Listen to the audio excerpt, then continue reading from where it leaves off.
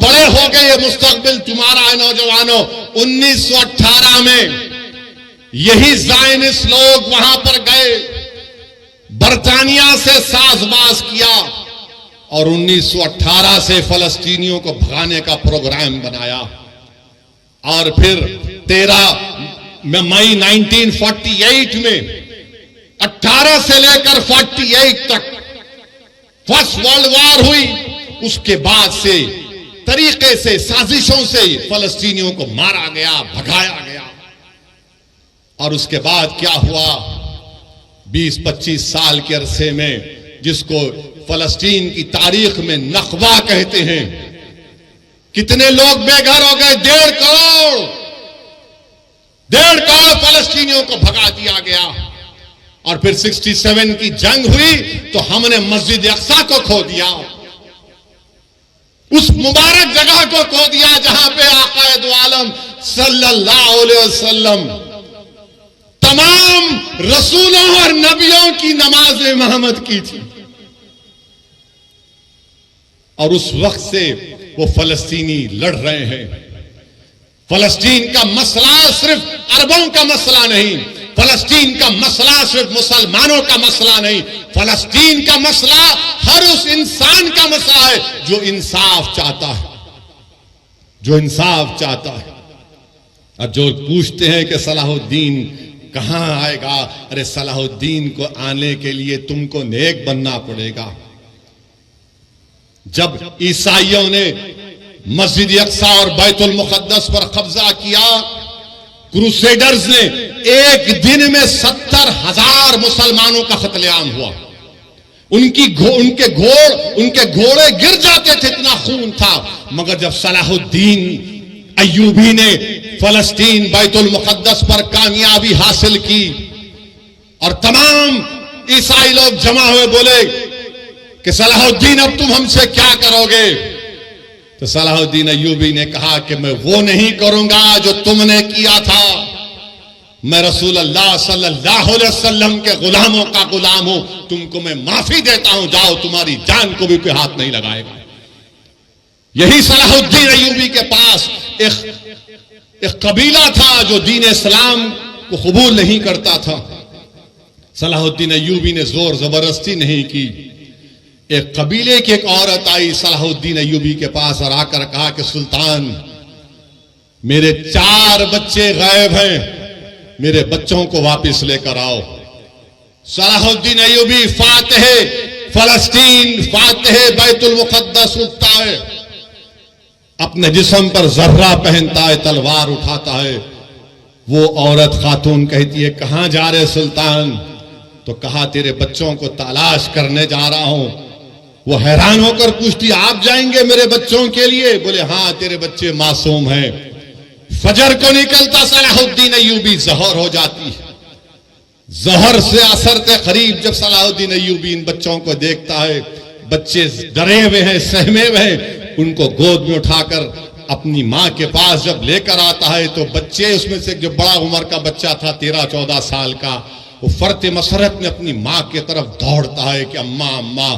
تو اس ماں نے کیا کیا؟ اس ماں نے اس بچے کے منہ پر ایک زوردار تماچا مارا اور کہا کہ جا صلاح الدین کے قدموں میں گر جا، یہ وہ نبی محمد صلی اللہ علیہ وسلم کا غلام ہے، اگر یہ ایسا ہے تو اس کا رسول کیسا رحمت والا ہوگا۔ یہ صلاح الدین ایوبی تھا۔ میرے عزیز دوستوں اور بزرگوں، نوجوانوں، اسی لیے کہہ رہا ہوں کہ تم کو نیک بننا پڑے گا۔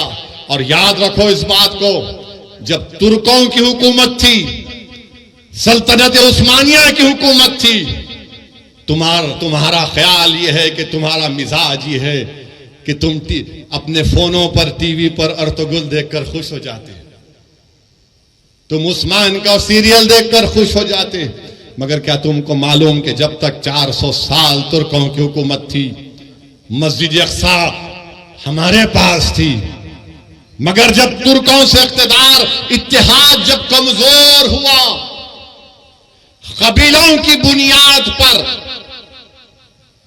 عصبیت کی بنیاد پر جب اتحاد پارا پارا ہو گیا، تو سب سے پہلی چیز جو ہمارے ہاتھ سے چلے گئی وہ مسجد اقصی اور بیت المقدس ہمارے ہاتھ سے چلا گیا۔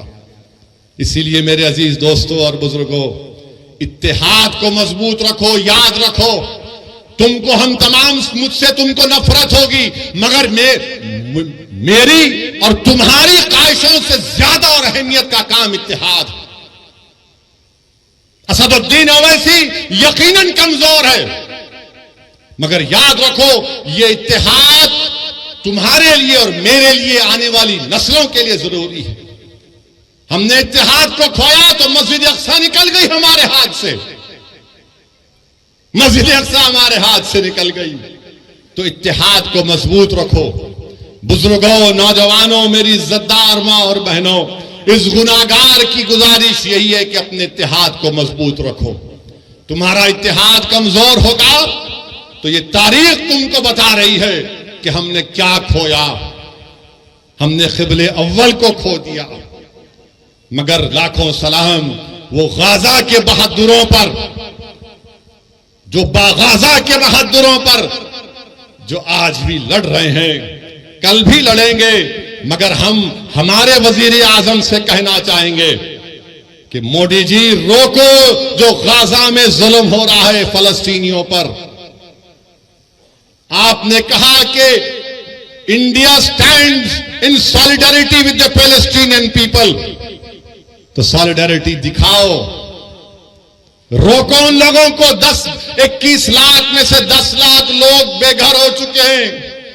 وہ شیطان نتنیاہو ظالم ہے، وار کرمنل ہے، وہ جو ڈھکیل رہا ہے فلسطینیوں کو، ڈھکیل رہا ہے کہ گھروں کو برباد، 6000 بم گرائے گئے۔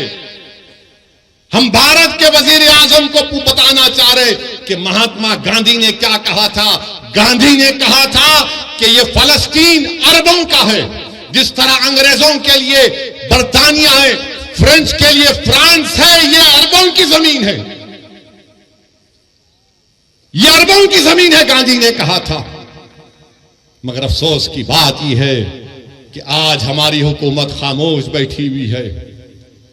کیوں خاموش بیٹھی ہوئی ہے؟ اگر ہم پوری دنیا میں ایک سپر پاور بننا چاہتے ہیں، اگر ہم اقوام متحدہ کی سیکورٹی کونسل میں ممبرشپ چاہتے ہیں ووٹنگ رائٹ کے ساتھ، تو پھر ہماری حکومت کو، ہمارے ملک کو یہ جو وار کرائمز اسرائیل کر رہا ہے اس کی مذمت کرنی چاہیے۔ جو فلسطینیوں کو غازہ سے نکالا جا رہا ہے ان کی مدد کرنی چاہیے، روکنا چاہیے۔ ارے ان کو پانی دو، دوا دو، لائٹ دو۔ یہ کون سا ظلم ہے کہ تم ان کو مار رہے ہو؟ بہترین سے بہترین ہتھیار امریکہ دے رہا ہے، ارے آپ ان پر ہتھیار برسا رہے۔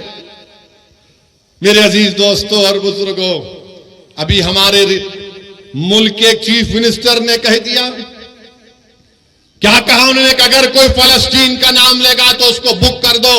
سنو مکھیہ منتری، میں فلسطین کا جھنڈا ترنگے کے ساتھ لگا کے آیا، میں فلسطین کے لیے کھڑا ہوں اور کھڑا رہوں گا انشاءاللہ تعالی۔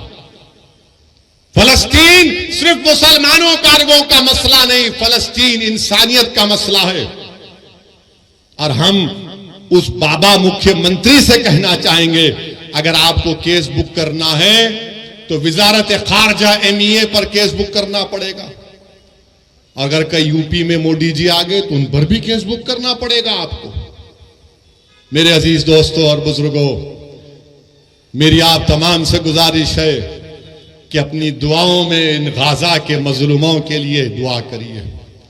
ہم اس مبارک شب میں اللہ سے دعا کرتے ہیں کہ اللہ تجھے تیرے حبیب محمد مصطفیٰ صلی اللہ علیہ وسلم کا واسطہ تو ان غازہ کے لوگوں کی حفاظت فرما دے۔